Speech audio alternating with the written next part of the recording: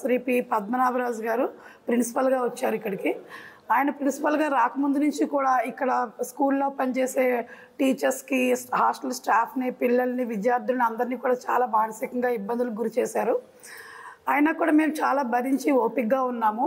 మా పై అధికారులకు కూడా ఇతని గురించి మేము కంప్లైంట్ రూపంలో తెలిపినా కూడా మాకు ఏ విధమైన న్యాయం జరగలేదు ఇప్పటి వరకు.